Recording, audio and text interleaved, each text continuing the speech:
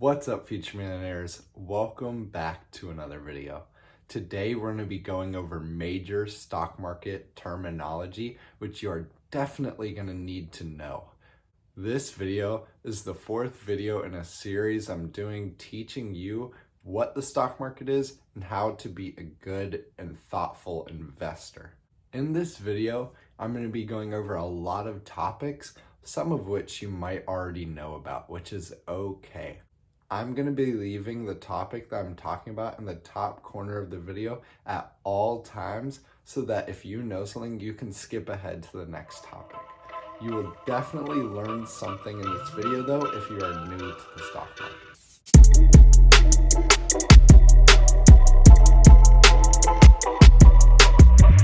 The first topic we're going over is revenue. Revenue is how much money a company makes. If a company is selling a product and it is $100 to buy and they sell 100 of that product, their revenue is $10,000. Every company has something they're selling and that's how they make their money, right? So they need that revenue to be able to grow their business more and more. But revenue isn't everything without profit. Profit is how much money the company gets to take home after they have paid all of their expenses. Let's take that $100 example again, right? Say that company had the $100 product and then they had to pay $30 to make it and then $20 to the workers who made it, right? And the shipping was $10. After all of that, they have $40 in profit after every product. So in our example where they sell 100 products, their profit is $4,000. So it's very important to recognize profit because if a company's profit isn't growing, it can't take that extra money and reinvest it. It's very important to recognize the difference between revenue and profit because if a company doesn't have profit, it won't be able to reinvest itself back in the business. When you are looking at a business to invest in, you definitely want to make sure that both their revenue and their profit are growing, not just revenue. One very great way to see the difference between their profit and their revenue is profit margin. This shows you what % of their revenue comes out as profit.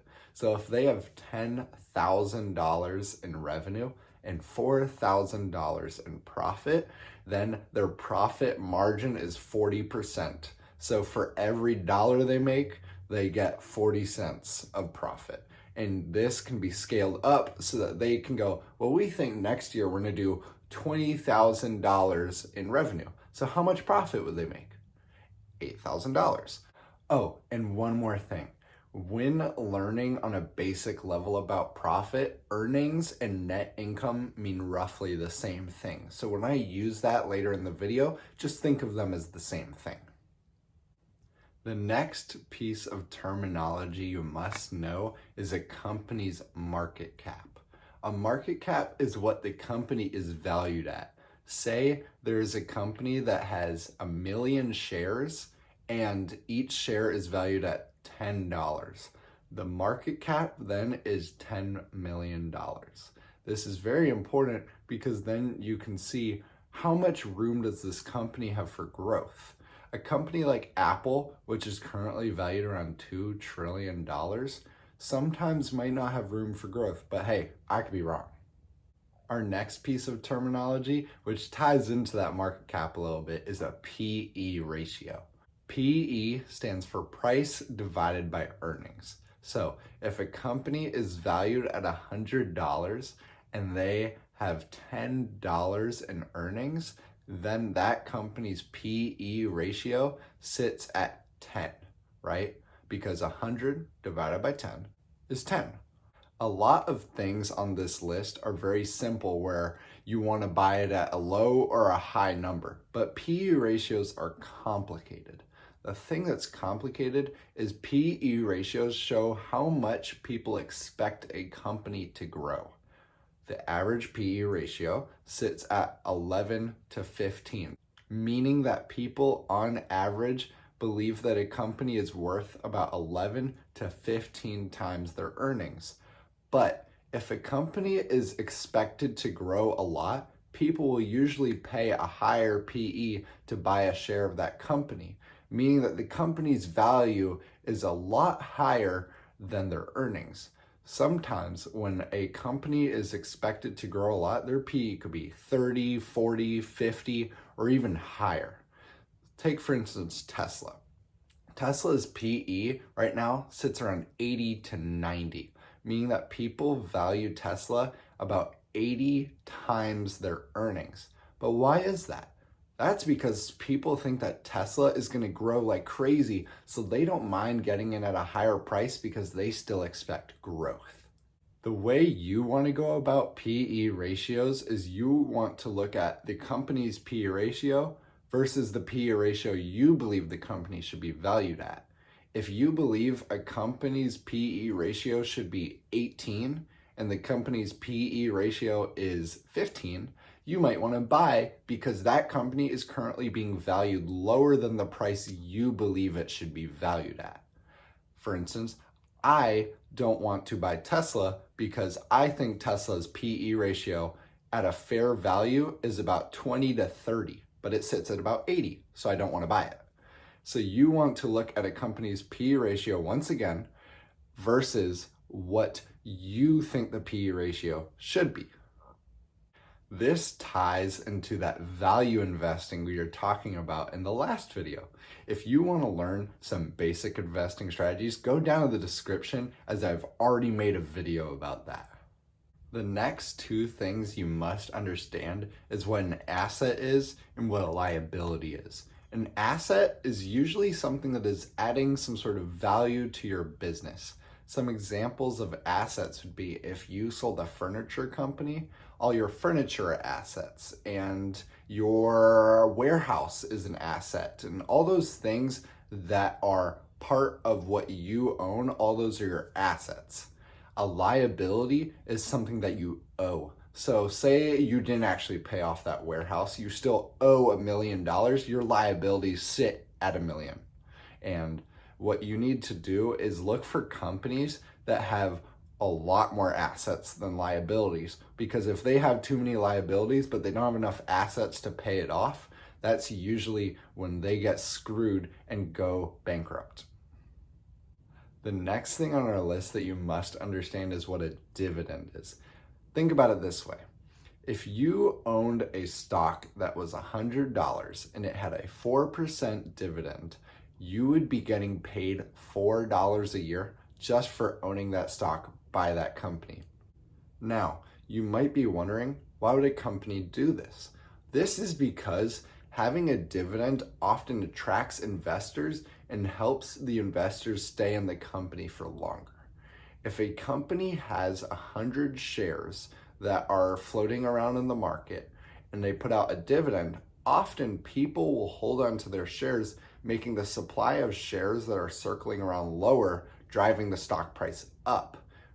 And on top of that, having some extra money that you make every year just for owning a company means that you have a higher chance at performing above average.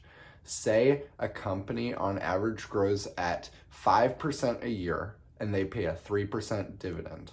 That means that you'll be receiving around 8% a year instead of 5%, which is great. But when looking at a company, you don't always want to get in just because of dividends, because sometimes those dividends are there just to keep the stock afloat, right? Because if they took it away, everyone would get out because, say, their revenue has been declining for the past few years, but they're trying to keep their investors there to keep the stock price up. So you want to look for a good company that happens to pay a dividend. A lot of those companies that pay a good and safe dividend is usually larger companies like Apple. You don't expect Apple to go out of business, but they pay a dividend because they have so much extra money, they don't mind paying everyone to bring up the stock price even more. The next thing that you must understand is what free cash flow is. Free cash flow is how much money a company has left over after paying their expenses. Free cash flow is very vital to a company because it allows them to invest back in themselves. With free cash flow, they can buy back shares, they can buy a new company, they can do all sorts of things and invest back in themselves. The next thing that you must understand is EPS, or earnings per share. Earnings per share is just how it sounds. Per share, how much earnings are they having, or how much profit are they having? So if a company has $100 in earnings and there are 10 shares, the EPS is 10 because 100 divided by 10 is 10. You want to look for a company with a high EPS, right? Because that adds more value to your stock. Although you are not touching that extra money, what happens is that, say your EPS is 12 and another EPS in another company is 8, your stock has more value to it. So that usually will drive up the price more, as investors will see that that company is earning more money compared to what the stock is valued at, meaning that it's at a low price and it's a time to buy. Our next piece of terminology you must understand is shares outstanding. Shares outstanding is how much shares are floating around that the company doesn't own. So if the shares outstanding is 100, it means that the company doesn't own 100 shares of that company. So you want to look for a company though that is buying back the shares outstanding, right? Say you own a share of a company and there are 10 shares. So you own 1/10 of the shares outstanding. Then that year, the company decides to buy back 2 out of those 10 shares, meaning there are 8 shares outstanding now. This means that you own 12.5% of the shares outstanding now, not 10%. But why do companies do this? The first reason is that now the company owns a larger percentage of their market cap.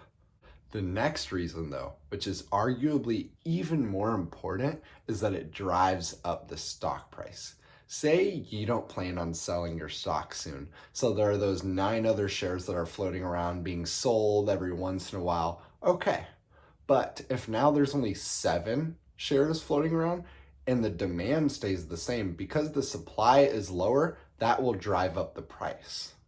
You often want to stay away from companies that shares outstanding is increasing.